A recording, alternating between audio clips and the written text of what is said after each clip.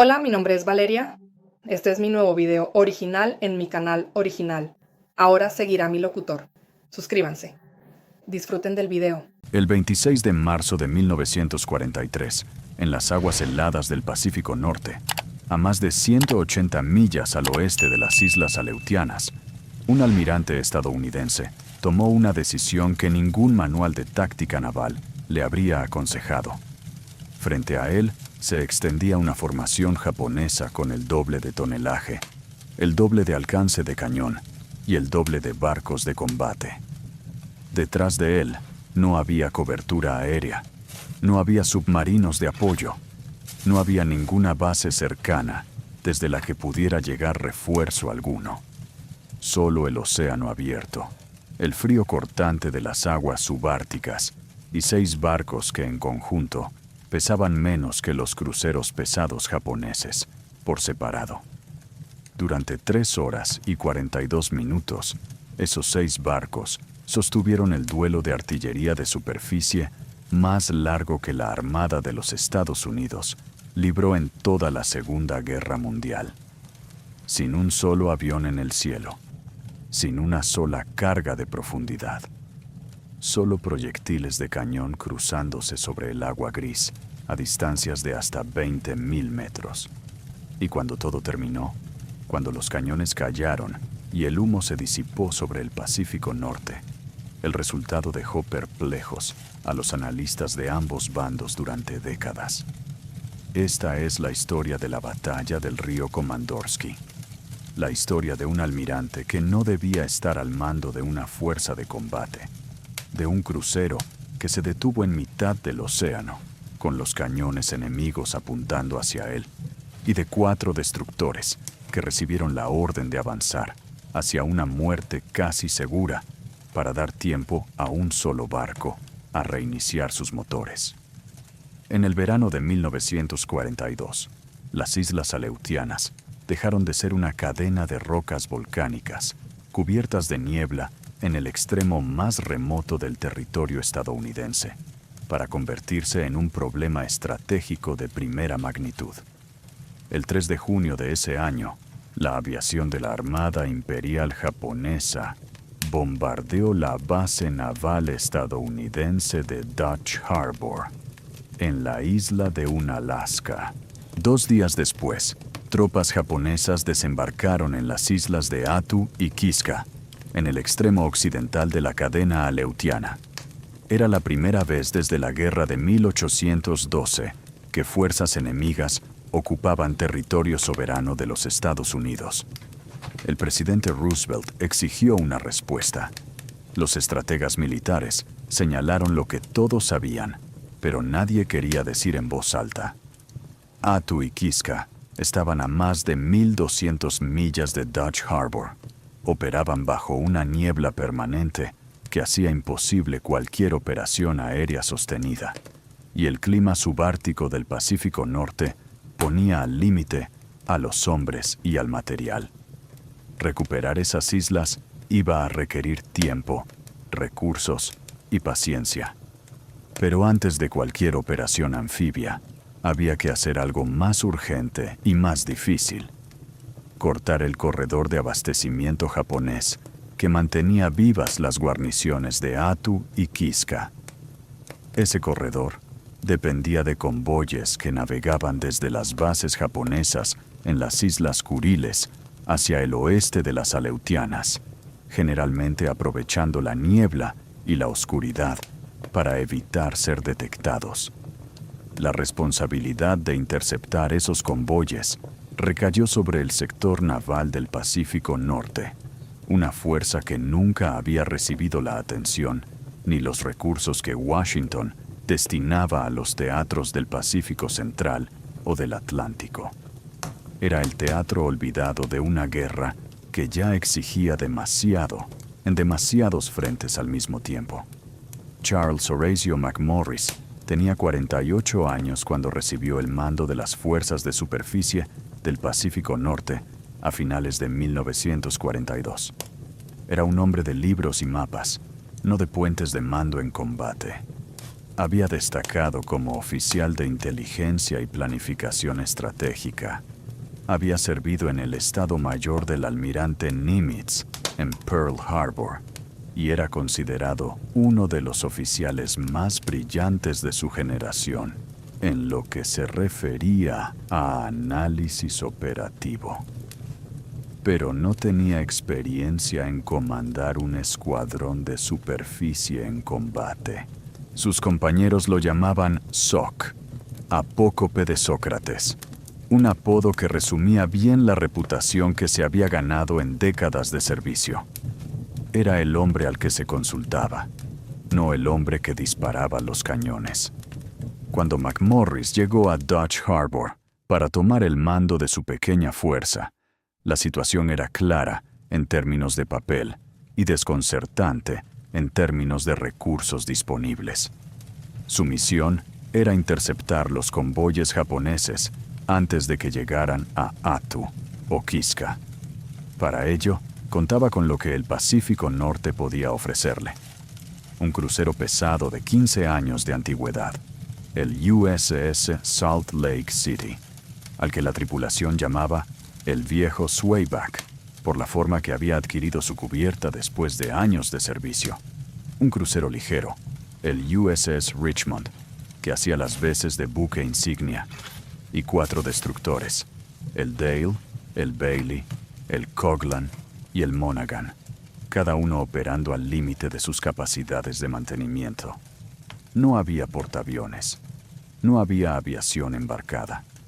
Las bases aéreas de las Aleutianas eran tan rudimentarias y estaban tan expuestas al clima que la cobertura aérea táctica era una posibilidad teórica en los manuales de operaciones y una ficción en la práctica diaria. Cualquier batalla que McMorris tuviera que librar, la libraría solo con lo que tenía: acero, pólvora y tripulaciones que llevaban meses operando en las condiciones más duras del Pacífico. Durante los meses de enero y febrero de 1943, la inteligencia estadounidense comenzó a detectar patrones en los movimientos de los convoyes japoneses hacia las Aleutianas. Los mensajes interceptados y descifrados por las unidades de criptoanálisis de la Flota del Pacífico indicaban que Japón estaba preparando un esfuerzo logístico mayor para reforzar las guarniciones de Attu y Kiska antes de que se reanudara el buen tiempo. El convoy en camino era significativo. Tropas de refuerzo, munición, alimentos y equipamiento que podían prolongar la resistencia japonesa durante meses. McMorris recibió la inteligencia a mediados de marzo. Los japoneses iban a intentar hacer pasar ese convoy a finales de mes, aprovechando las últimas semanas de niebla y temporal antes del deshielo primaveral, que haría la zona más accesible para la aviación estadounidense. Si ese convoy llegaba, la invasión anfibia de Attu se complicaría sustancialmente. El 22 de marzo de 1943, McMorris zarpó de Dutch Harbor con sus 6 barcos. La misión era sencilla sobre el papel: patrullar las aguas al sur de las islas Komandorski, en el extremo occidental del arco aleutiano, y esperar al convoy japonés. Lo que no figuraba en ningún papel era lo que McMorris haría si el convoy llegaba escoltado por una fuerza de combate que superara con creces a la suya. Durante 3 días, la pequeña fuerza patrulló en silencio las aguas grises del Pacífico Norte. El frío era intenso. La visibilidad cambiaba cada hora. Los radares funcionaban de forma intermitente a causa de la humedad. Los hombres dormían en turnos cortos, con los abrigos puestos, listos para ocupar sus puestos de combate en cualquier momento. En la madrugada del 26 de marzo, el radar del Richmond detectó algo al noroeste. Ecos múltiples. Una formación grande. McMorris ordenó virar en esa dirección y reducir velocidad. En la oscuridad previa al amanecer, Con el mar agitado y una temperatura bajo cero, la pequeña fuerza estadounidense comenzó a acercarse a lo que el radar describía como varios barcos de tamaño considerable. A las 7:30 de la mañana, cuando la luz del amanecer subártico comenzó a extenderse sobre el horizonte, el puente del Richmond pudo ver lo que el radar había prometido. No era solo el convoy, con él venía la escolta. El vicealmirante Boshiro Hosogaya era uno de los comandantes navales más respetados de la Armada Imperial japonesa. Había pasado los últimos meses coordinando los esfuerzos logísticos para mantener las guarniciones de Atu y Kiska, y conocía mejor que nadie los riesgos del corredor aleutiano. Sabía que los estadounidenses intentaban interceptar sus convoyes. Por eso esta vez había organizado una escolta que debería disuadir cualquier intento de interferencia. La fuerza de Hosogaya consistía en 2 cruceros pesados, el Nachi y el Maya, 2 cruceros ligeros, el Tama y el Abukuma, y 4 destructores. El Nachi era el buque insignia. Era un crucero de clase Myoko, con un desplazamiento de más de 13.000 toneladas, armado con 10 cañones principales, de 203 milímetros, en montajes dobles, capaces de disparar proyectiles de 126 kilogramos, a distancias de más de 22.000 metros.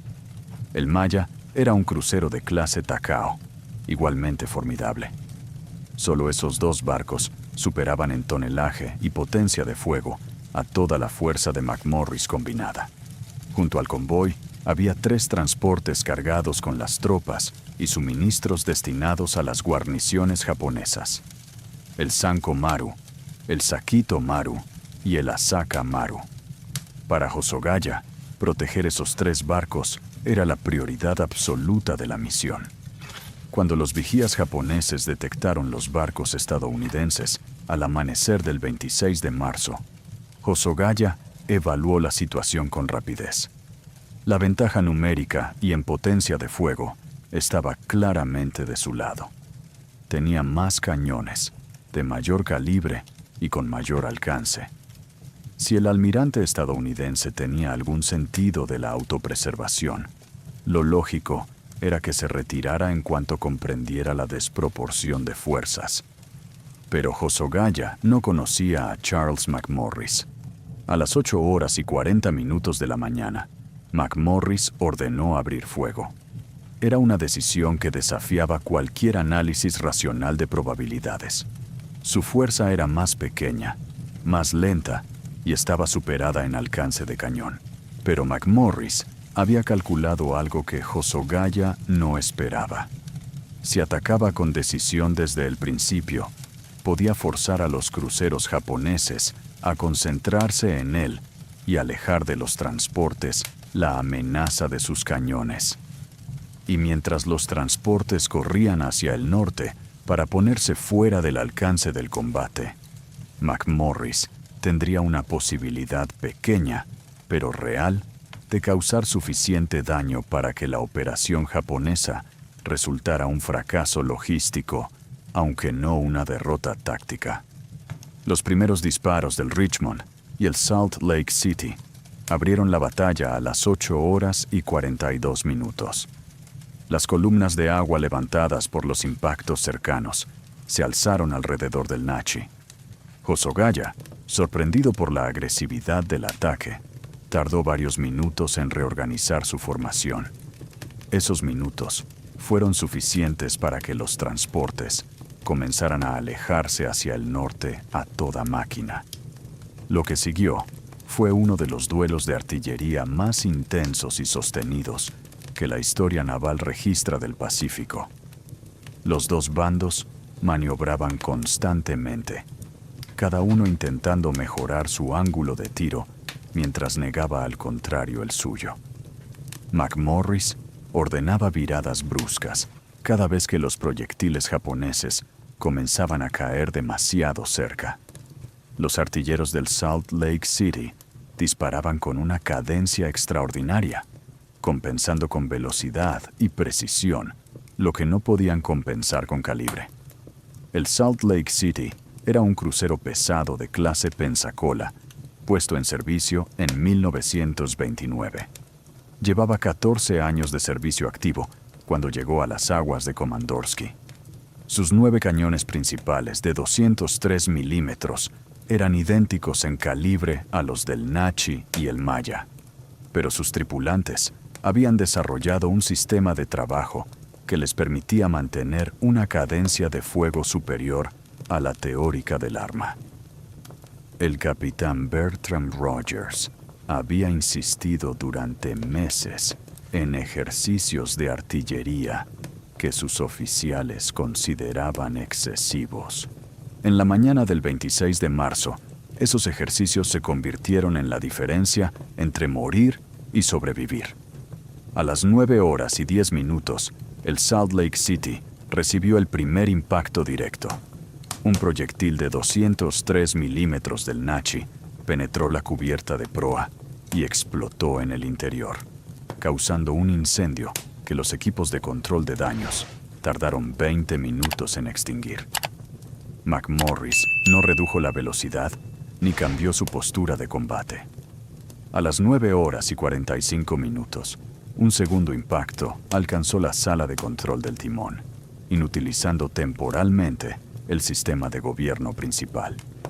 Durante 4 minutos, el Salt Lake City navegó en línea recta mientras los ingenieros trabajaban para cambiar al sistema de emergencia. 4 minutos en línea recta bajo el fuego de 2 cruceros pesados japoneses es una eternidad. Osogaya concentró todos sus cañones sobre el crucero americano. Las columnas de agua se levantaban a menos de 50 metros del casco. Los destructores estadounidenses, que durante la primera fase habían operado como pantalla entre sus cruceros y los japoneses, comenzaron a recibir también impactos. El Coghlan fue alcanzado por proyectiles de pequeño calibre que hirieron a varios tripulantes. El Bailey recibió un impacto que destruyó parte de su superestructura, pero no afectó a su capacidad de combate.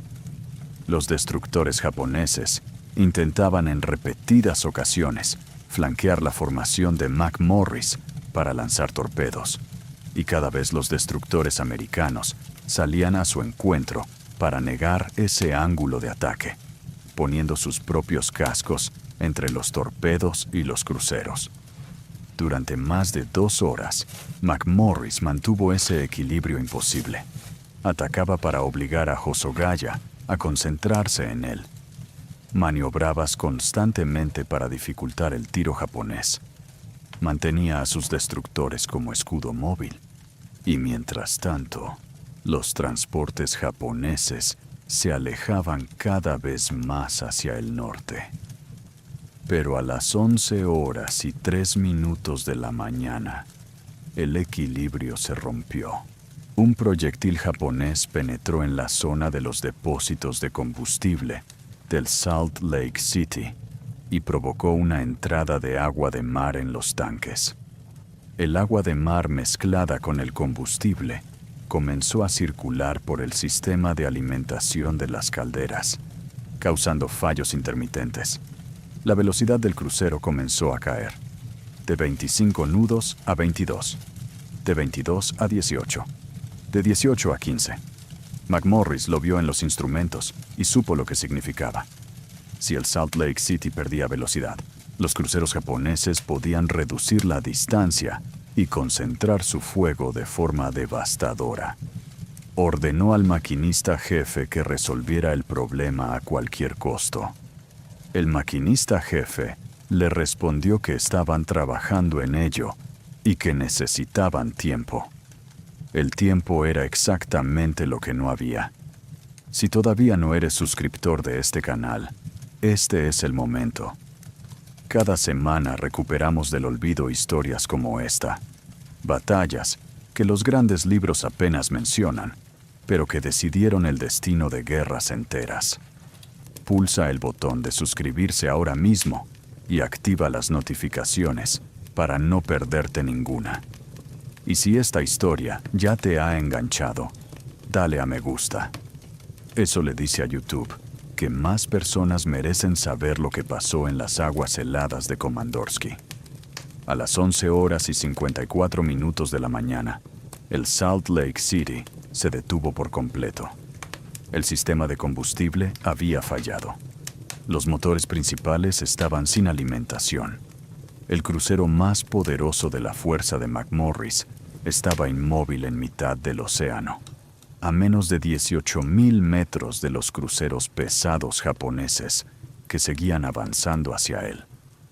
En el puente del Salt Lake City, el capitán Rogers miraba los instrumentos con una calma que sus oficiales recordarían durante el resto de sus vidas.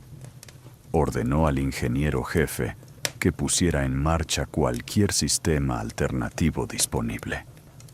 Ordenó a los artilleros que continuaran disparando y comunicó la situación al almirante McMorris.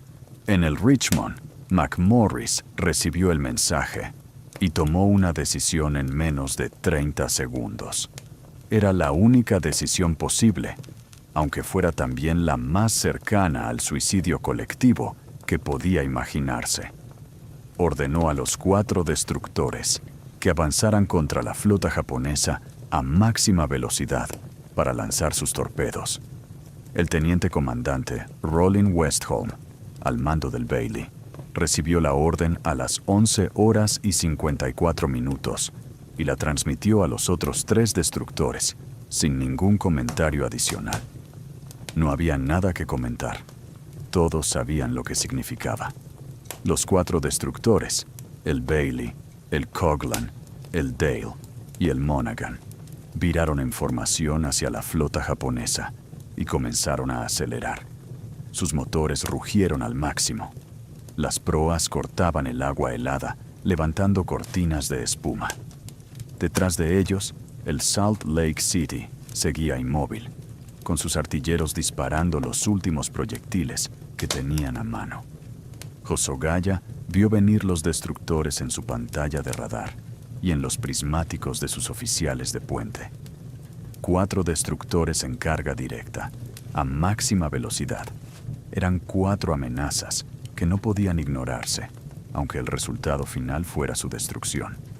Un solo torpedo de 533 milímetros, con 300 kilogramos de explosivo, podía dejar a un crucero pesado fuera de combate durante meses.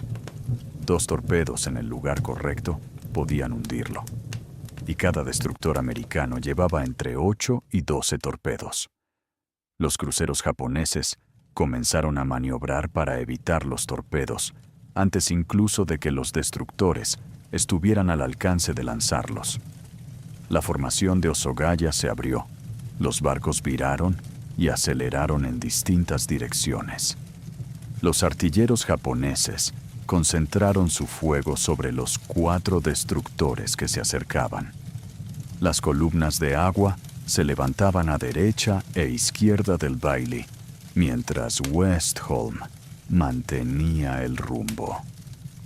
El Coghlan recibió varios impactos de calibre medio que dañaron su superestructura. El Dale zigzagueaba entre los salpicones a toda velocidad.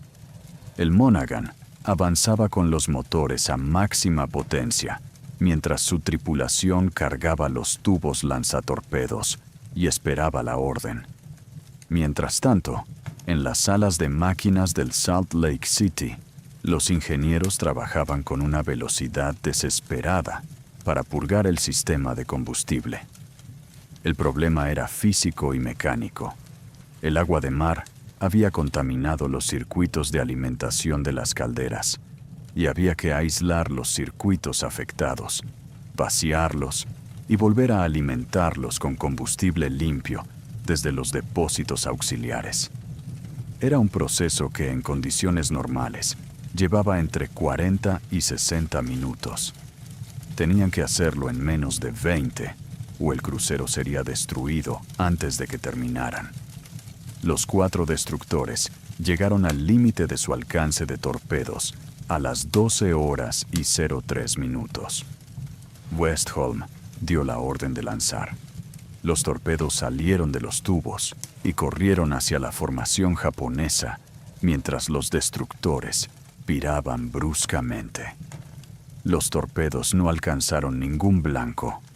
Los cruceros japoneses habían maniobrado lo suficiente para evitarlos, pero habían conseguido algo más importante.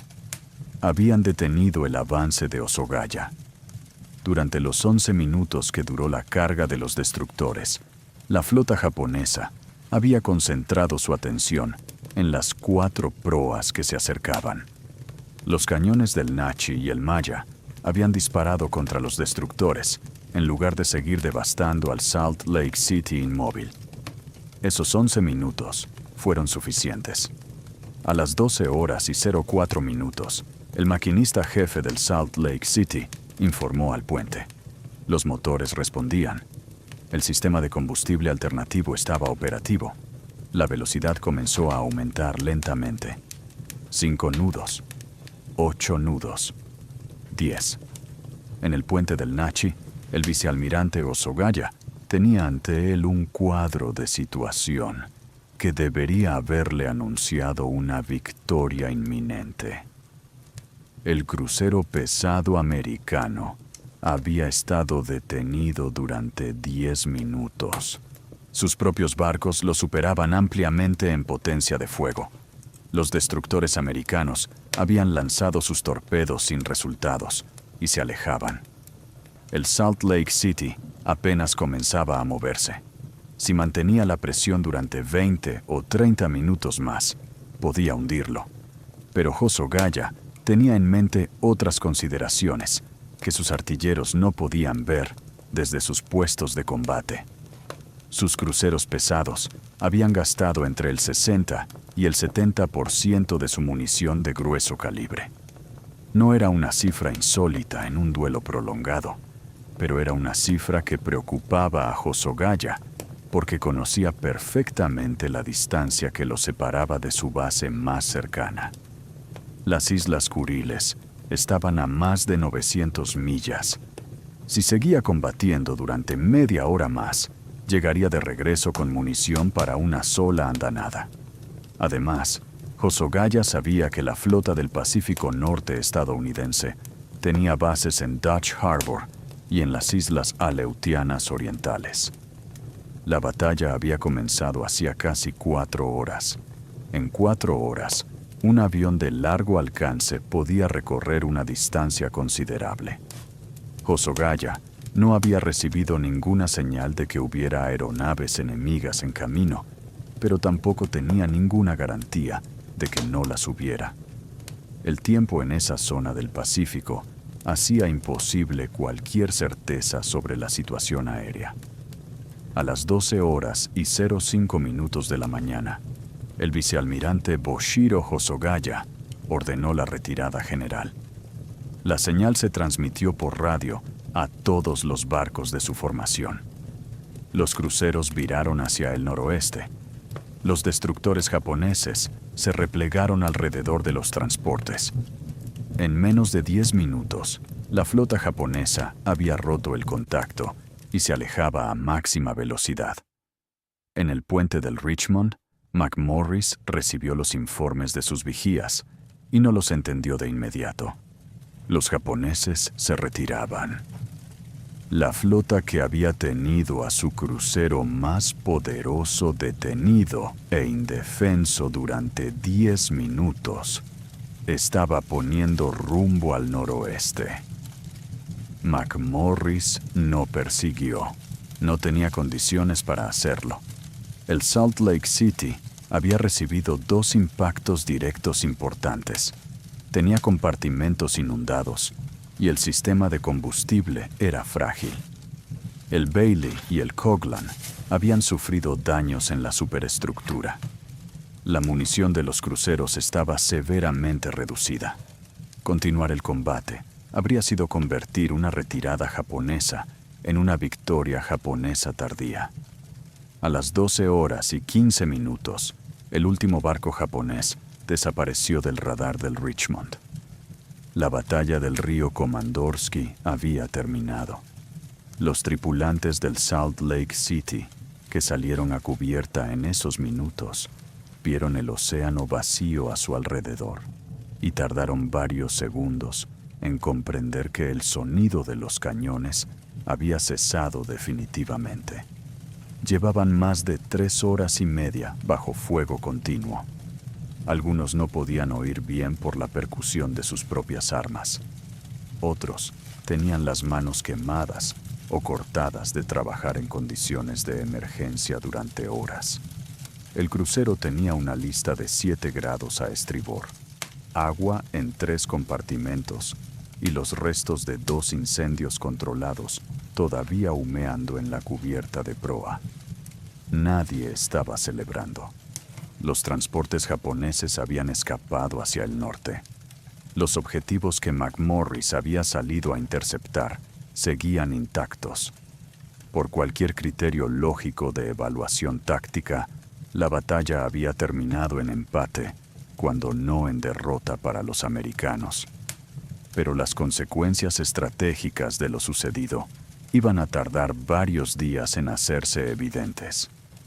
Y cuando se hicieron evidentes, cambiaron el curso de la guerra en las Aleutianas de una forma que nadie había anticipado. El convoy de Osogaya no llegó a Attu ni a Kiska. Cuando la flota japonesa regresó a sus bases en las Kuriles, los transportes con sus cargas de tropas de refuerzo, munición y alimentos regresaron con ella. La batalla había durado demasiado tiempo y había consumido demasiada munición para que Hosogaya se arriesgara a completar la entrega después de haber roto el contacto. Había optado por la prudencia, y esa prudencia tuvo consecuencias que él no podía prever en el momento de dar la orden de retirada. La guarnición japonesa de Attu, que ya en marzo de 1943 estaba soportando condiciones extremas de escasez de alimentos y munición, no recibiría ese refuerzo. Cuando los soldados estadounidenses desembarcaron en Attu el 11 de mayo de 1943, menos de 7 semanas después de la batalla de Komandorsky, encontraron una guarnición japonesa que luchó con una ferocidad extraordinaria, pero que estaba operando con recursos mínimos. La batalla de Attu duró 3 semanas y costó a los Estados Unidos más de 3.900 bajas, pero terminó con la reconquista de la isla y la destrucción de la guarnición japonesa. La Armada Imperial Japonesa no tardó en juzgar el comportamiento de Osogaya. El Consejo de Guerra, que se reunió pocas semanas después, escuchó los argumentos del vicealmirante sobre la munición consumida y el riesgo de ataques aéreos. Los jueces no consideraron esos argumentos suficientes para justificar la retirada en el momento en que el crucero americano estaba detenido e indefenso. Hosogaya fue relevado del mando activo y obligado a retirarse del servicio naval. Nunca volvió a comandar una fuerza de combate. Para McMorris, el resultado fue exactamente el opuesto. Washington lo reconoció con ascenso y con los elogios del almirante Nimitz, que describió la batalla de Komandorsky como un ejemplo de iniciativa y determinación en condiciones adversas. Pero la historia de Komandorsky tiene un último elemento que merece ser contado con atención, porque es el que más se repite en los análisis académicos de la batalla y el que más perplejidad genera en quienes la estudian por primera vez. En la mañana del 26 de marzo de 1943, la base aérea de Adak, en las Islas Aleutianas, tenía aviones disponibles. Cuando los operadores de radio de Dutch Harbor recibieron los primeros mensajes de McMorris, informando de que había entrado en contacto con la flota japonesa, se transmitió la información a la base de Adak con la solicitud de apoyo aéreo. Los aviones de Adak eran bombarderos B-24 Liberator y cazas P-38 Lightning, perfectamente capaces de atacar barcos de superficie. Esos aviones nunca despegaron. El clima sobre las Aleutianas esa mañana era tan severo que el comandante de la base determinó que cualquier operación aérea era imposible. Nubes bajas, niebla densa, visibilidad inferior a los límites operativos de seguridad.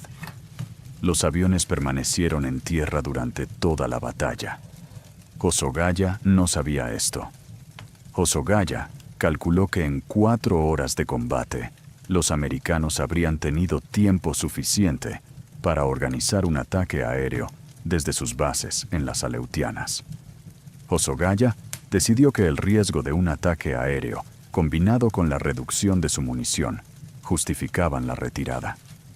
Hosogawa tomó su decisión basándose en una amenaza que existía en teoría, pero que en la práctica era imposible esa mañana concreta.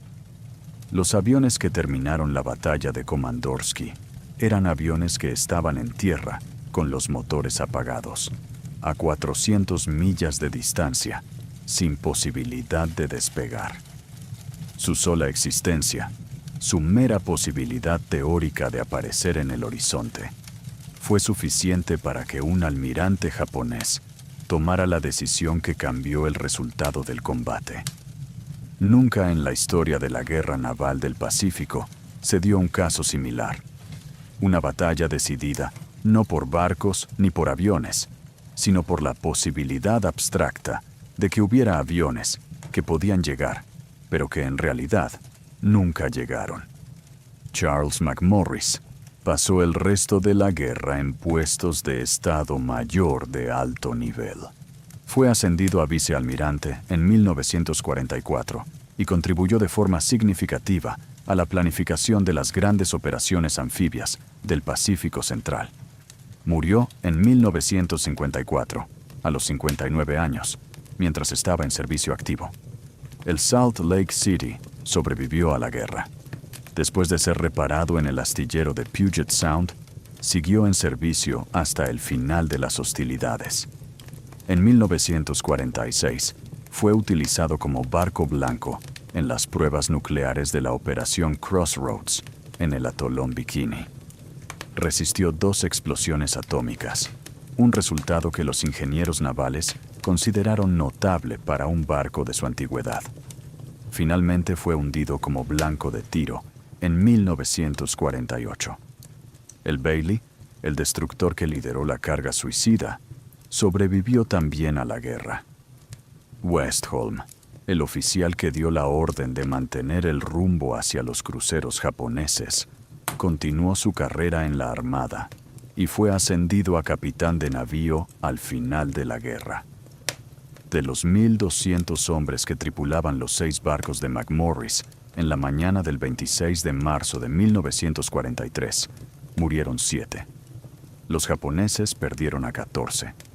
Para una batalla de casi 4 horas, con centenares de proyectiles de gran calibre intercambiados, las bajas en vidas humanas fueron sorprendentemente bajas en ambos bandos. El corredor de abastecimiento japonés hacia las Aleutianas nunca se restableció de forma efectiva después de Komandorsky. La Marina Imperial japonesa intentó organizar convoyes adicionales, pero la combinación de la presencia sostenida de las fuerzas de McMorris y el aumento gradual de las capacidades aéreas estadounidenses hizo cada intento más costoso que el anterior. Las guarniciones de Attu y Kiska quedaron progresivamente más aisladas, más hambrientas y con menos munición. La batalla del río Komandorsky no es una historia de victoria clara ni de derrota limpia. Es una historia de algo más complejo.